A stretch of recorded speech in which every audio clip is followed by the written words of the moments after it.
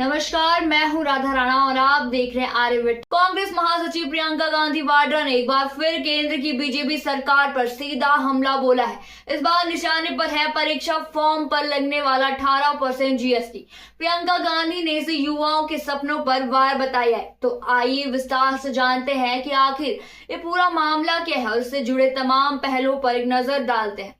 प्रियंका गांधी वाड्रा ने लखनऊ में कल्याण सिंह अति विशिष्ट कैंसर संस्थान से एक बयान जारी किया। उन्होंने कहा कि बीजेपी सरकार न केवल युवाओं को रोजगार देने में विफल रही है, बल्कि अब परीक्षा फॉर्म जैसे जरूरी कागजात पर 18% जीएसटी लगाकर उनकी उम्मीदों का भी दोहन कर रही है। प्रियंका गांधी ने एक्स पर लिखा और मैं कोट कर रही हूं, बीजेपी युवाओं को नौकरी तो नहीं दे सकते, लेकिन परीक्षा फॉर्म पर 18% जीएसटी वसूल कर उनके जख्मों पर नमक छिड़क रही है।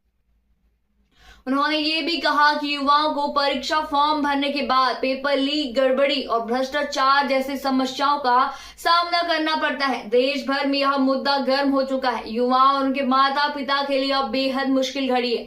परीक्षा फॉर्म पर जीएसटी वसूलने से पढ़ाई का खर्च और बढ़ गया है। प्रियंका गांधी ने इसे माता पिता की मेहनत और बचत पर सीधा प्रहार बताया है। उन्होंने कहा कि गरीब और मध्यम वर्गीय परिवार पहले ही बच्चों की पढ़ाई के लिए संघर्ष कर रहे हैं, ऊपर से टैक्स उनके लिए और बोझ बन रहा है।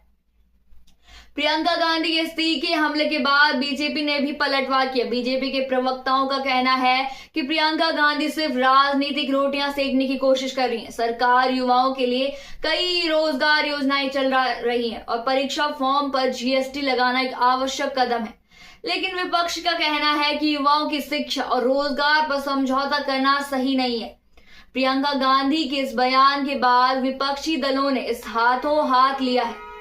समाजवादी पार्टी, तृणमूल कांग्रेस और आम आदमी पार्टी समेत कई दलों ने इसे बीजेपी की नीतियों की विफलता करार दिया है।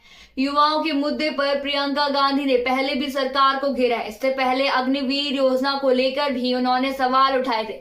कई युवाओं का कहना है कि सरकार रोजगार के मौके बढ़ाने के बजाय केवल मुश्किलें खड़ी कर रही है। हम पहले से ही बेरोजगारी की मार झेल रहे हैं, अब इस तरह के टैक्स से हमें और परेशान किया जा रहा है। आर्थिक मामलों के विशेषज्ञों का कहना है कि परीक्षा फॉर्म पर 18% जीएसटी वसूलना सरकार की मंशा पर सवाल खड़े करता है। इससे शिक्षा महंगी हो रही है और गरीब परिवारों को इसका नुकसान झेलना पड़ रहा है। तो यह था पूरा मामला, जहां प्रियंका गांधी ने युवाओं की समस्याओं को लेकर सरकार को कटघरे में खड़ा किया है। परीक्षा फॉर्म पर जीएसटी का यह मुद्दा अब राजनीतिक रंग ले चुका है। देखना होगा कि सरकार इस पर क्या कदम उठाती है। आप बने रहिए आर्यभट्ट टाइम्स के साथ और साथ ही हमारे चैनल को सब्सक्राइब करना न भूलें और फेसबुक वेबसाइट पर फॉलो